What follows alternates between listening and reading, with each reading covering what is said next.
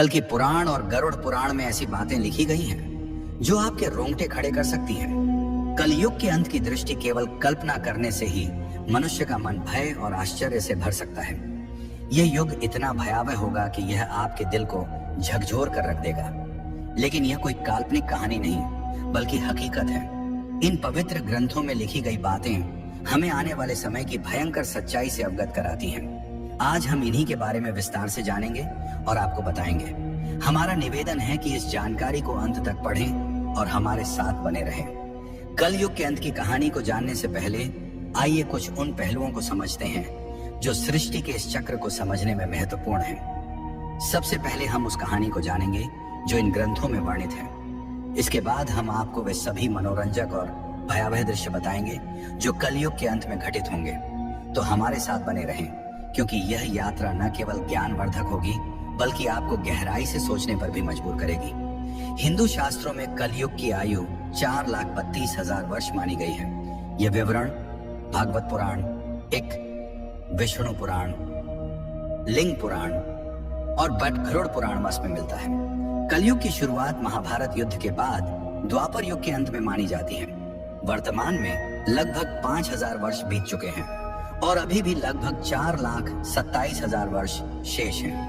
इन ग्रंथों में कलयुग के लक्षण, मानव व्यवहार और इसके अंत के संकेतों का वर्णन किया गया है जो हमें इस युग की चुनौतियों के प्रति सचेत करते हैं। महाभारत के युद्ध की समाप्ति के पश्चात जब धर्मराज युधिष्ठिर हस्तिनापुर के सिंहासन पर आसीन हुए, उनके मन में सृष्टि के भविष्य को लेकर अनेक प्रश्न और चिंताएं उत्पन्न हुई। द्वापर युग अब समाप्ति की ओर था और कलयुग के आगमन के संकेत स्पष्ट रूप से दिखाई देने लगे थे। युधिष्ठिर को यह भय सता रहा था कि आने वाले युग में मानव जीवन का स्वरूप क्या होगा, धर्म की स्थिति क्या रहेगी और सत्य का क्या हश्र होगा। इस चिंता का समाधान पाने के लिए उन्होंने अपने चारों भाइयों भीम, अर्जुन, नकुल और सहदेव के साथ भगवान श्री कृष्ण से परामर्श करने का निश्चय किया। युधिष्ठिर ने अपने भाइयों को बुलाया। अर्जुन, जो हमेशा युद्ध के लिए तत्पर रहते थे, ने चिंतित स्वर में पूछा, हे बड़े भ्राता, आप इतने व्याकुल क्यों हैं? क्या किसी शत्रु ने हस्तिनापुर पर आक्रमण करने का दुस्साहस किया है? यदि ऐसा है तो आप आज्ञा दीजिए, मैं अभी जाकर उसका नाश कर दूंगा। युधिष्ठिर ने गहरी सांस लेते हुए कहा, हे अर्जुन, मैं तुम्हारे पराक्रम से भली भांति परिचित हूँ। इस पृथ्वी पर कोई भी शत्रु इतना साहसी नहीं कि हस्तिनापुर पर आक्रमण का विचार भी करे। मेरी चिंता किसी बाहरी शत्रु से नहीं बल्कि कलयुग के आगमन से है। मुझे यह भय सता रहा है कि आने वाले समय में मानव समाज किस दिशा में जाएगा, धर्म और सत्य की क्या स्थिति होगी। भीम, जो अपने बड़े भाई की हर चिंता में सहभागी होते थे, बोले, हे भैया, आपकी चिंता हमारे मन में भी भय और अनिश्चितता उत्पन्न कर रही है। कृपया हमें बताइए कि कौन सा संकट हमारे सामने है। युधिष्ठिर ने गंभीर स्वर में उत्तर दिया, हे भीम, तुम ठीक कहते हो, एक भयंकर संकट आने वाला है। मैं कल युग के प्रभावों के बारे में सोचकर चिंतित हूँ। इसलिए मैंने निश्चय किया है कि हमें द्वारिकाधीश श्री कृष्ण के पास जाना चाहिए। केवल वही हमें इस चिंता से मुक्ति दिला सकते हैं। सभी पांडवों ने युधिष्ठिर की बात से सहमति जताई। अर्जुन ने कहा, आप सत्य कह रहे हैं भैया, श्री कृष्ण ही इस समय सबसे ज्ञानी और भविष्य दृष्टा हैं। हमें उनके पास जाना चाहिए। भीम ने भी उत्साहपूर्वक कहा, हे धर्मराज, मैं आपके साथ हूँ। हम सब द्वारिका चलकर श्री कृष्ण से परामर्श करेंगे। इस प्रकार सभी पांडव द्वारिका की ओर प्रस्थान करने लगे। द्वारिका की पवित्र नगरी में पहुंचकर पांडवों का भगवान श्री कृष्ण ने हार्दिक स्वागत किया। युधिष्ठिर ने उनके चरणों में प्रणाम करते हुए कहा, हे केशव, आपको बारंबार नमस्कार। आप तो अंतर्जनानी हैं। द्वापर युग अब समाप्त होने वाला है और कल युग के संकेत दिखाई दे रहे हैं। मैं यह जानना चाहता हूँ कि कल युग में मानव का स्वभाव और आचरण कैसा होगा। वह किन कर्मों में लिप्त होगा और मोक्ष प्राप्ति के लिए उसे क्या करना होगा। श्री कृष्ण ने मुस्कुराते हुए कहा, हे धर्मराज, आपकी जिज्ञासा उचित है। कलयुग के प्रभावों को समझना अत्यंत महत्वपूर्ण है, किंतु इसका उत्तर मैं आपको सीधे नहीं दे सकता। इसके लिए आपको और आपके भाइयों को कुछ विशेष अनुभव प्राप्त करने होंगे। युधिष्ठिर ने उत्सुकता से पूछा, हे माधव, आप जिस प्रकार की परीक्षा की बात कर रहे हैं उसके लिए हमें क्या करना होगा। श्री कृष्ण ने कहा, हे महाराज, आपको और आपके चारों भाइयों को अलग अलग दिशाओं में स्थित घने और रहस्यमय वनों में जाना होगा। वहां आपको कुछ विचित्र और अद्भुत दृश्य दिखाई देंगे। उन अनुभवों को मेरे पास लौटकर साझा करें, तब मैं आपको कलयुग के प्रभावों के बारे में विस्तार से बताऊंगा। युधिष्ठिर ने कहा, जैसी आपकी आज्ञा केशव। आप जिस स्थान की ओर संकेत करेंगे हम वहां जाने को तैयार हैं। श्री कृष्ण ने कहा, आप और आपके भाई अलग अलग दिशाओं में जाइए। वहां भयंकर वन है। उनमें कोई असामान्य घटना दिखे तो उसे मेरे पास लौटकर बताइए। मैं आपको कलयुग का रहस्य समझाऊंगा। पांडवों के वन में अनुभव श्री कृष्ण की आज्ञा का पालन करते हुए पांडव अपने रथों से उतरे और पैदल ही वन की ओर चल पड़े। वन का वातावरण शांत किंतु रहस्यमय था। पांडव अलग अलग दिशाओं में गए ताकि अधिक से अधिक अनुभव प्राप्त कर सकें। युधिष्ठिर का अनुभव। युधिष्ठिर को एक घने वन में एक विचित्र दृश्य दिखा। उन्होंने एक विशालकाय हाथी देखा जिसके 2 सूंड थे। ये हाथी अपनी दोनों सूंडों से वन के पेड़ों को उखाड़ रहा था, मानो उसकी शक्ति अतुलनीय हो। युधिष्ठिर आश्चर्यचकित हो गए और सोचने लगे कि यह दृश्य क्या संकेत देता है। अर्जुन का अनुभव। अर्जुन एक शांत और सुंदर वन में पहुंचे जहां पक्षियों की मधुर चहचहाहट गूंज रही थी। वहां उन्होंने एक विशाल पक्षी देखा जिसके पंखों पर वेदों की रचाएं लिखी थी, किंतु यह पक्षी मृत जीवों का मांस खा रहा था। अर्जुन ने सोचा, यह कैसा विरोधाभास है। एक ओर वेदों का ज्ञान, दूसरी ओर मांसाहार। भीम का अनुभव। भीम एक हरे भरे चारागाह में पहुंचे जहां गायों का झुंड चल रहा था। वहां उन्होंने देखा कि एक गाय ने बछड़े को जन्म दिया और उसे इतनी जोर से चाटने लगी कि बछड़ा लहूलुहान हो गया। भीम ने सोचा, यह कैसी ममता है जो अपने ही बच्चे को घायल कर रही है। सहदेव का अनुभव। सहदेव एक शांत जलाशय के पास पहुंचे जहां 7 कुएं थे।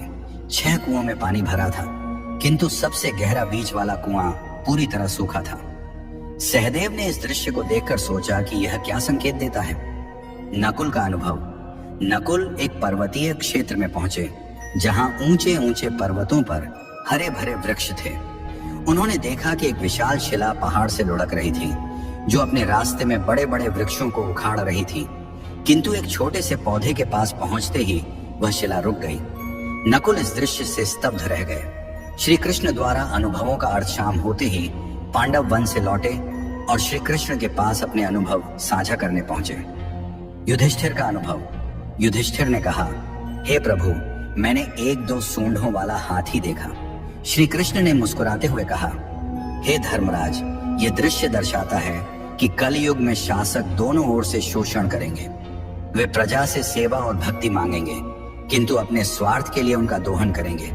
दिखावे में वे धर्मी होंगे, किंतु अंदर से स्वार्थी। अर्जुन का अनुभव। अर्जुन ने बताया, प्रभु, मैंने एक पक्षी देखा जिसके पंखों पर वेदों की रचाएं थीं, किंतु वह मांस खा रहा था। श्री कृष्ण ने कहा, हे अर्जुन, कलयुग में विद्वान और पंडित कहलाने वाले लोग ज्ञान तो रखेंगे, किंतु उनका हृदय पवित्र नहीं होगा। वे धर्म और वेदों का उपयोग केवल धन कमाने के लिए करेंगे। भीम का अनुभव। भीम ने कहा, प्रभु, मैंने एक गाय को अपने बछड़े को इतना चाटते देखा कि वह घायल हो गया। श्री कृष्ण ने उत्तर दिया, हे भीम, कलयुग में माता पिता का अत्यधिक स्नेह बच्चों को आत्मनिर्भर बनने से रोकेगा। उनकी ममता बच्चों के लिए बाधा बन जाएगी। सहदेव का अनुभव। सहदेव ने बताया, प्रभु, मैंने 7 कुओं में से बीच का सबसे गहरा कुआं सूखा देखा। श्री कृष्ण ने कहा, हे सहदेव, कलयुग में लोग दिखावे में धनवान होंगे, किंतु अपने पड़ोसियों की भूख प्यास की परवाह नहीं करेंगे।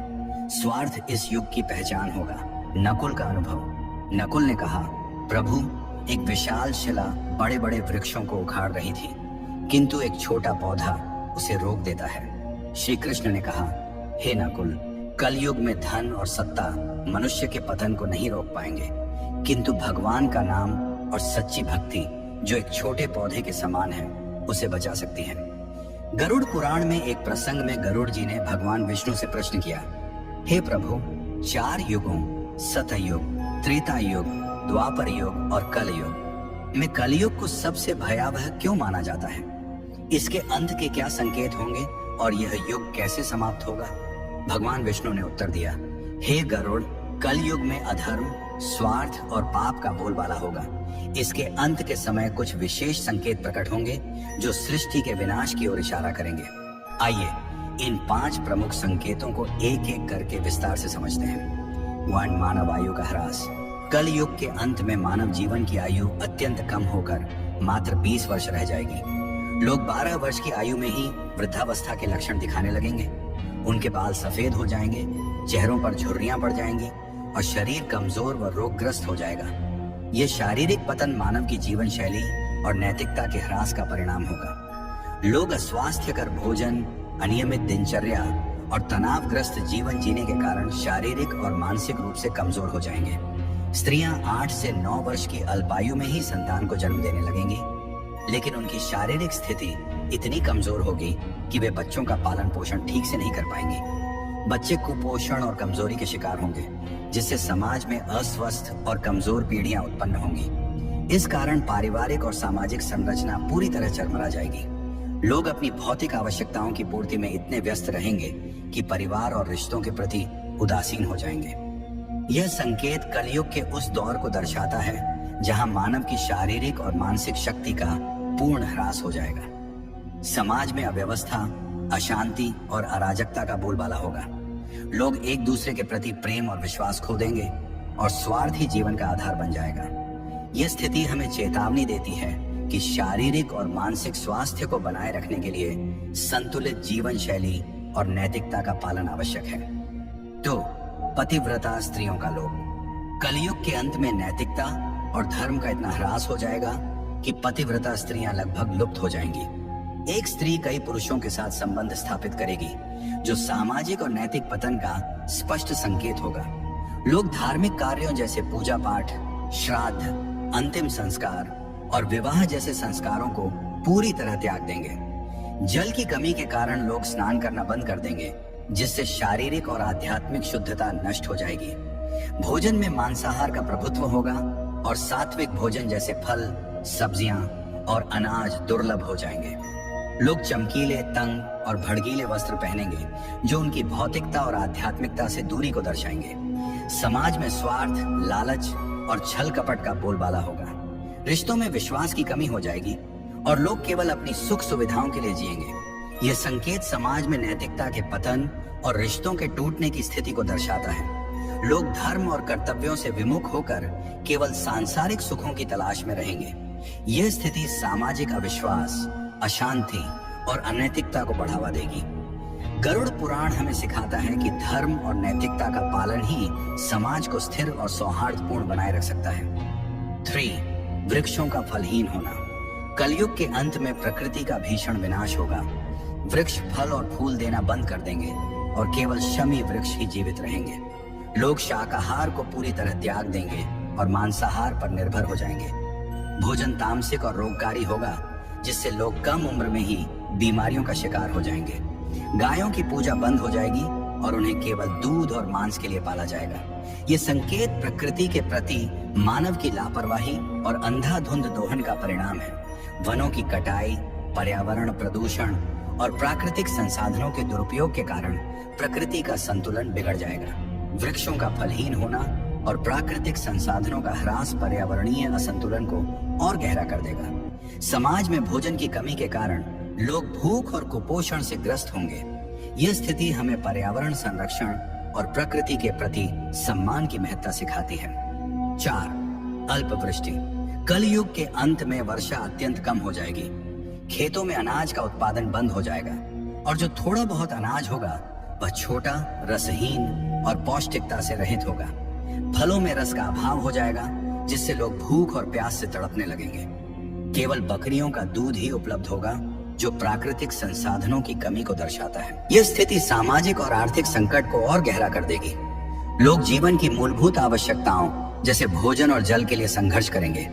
खेती और कृषि कार्य पूरी तरह ठप हो जाएंगे, जिससे समाज में भुखमरी, अशांति और हिंसा बढ़ेगी।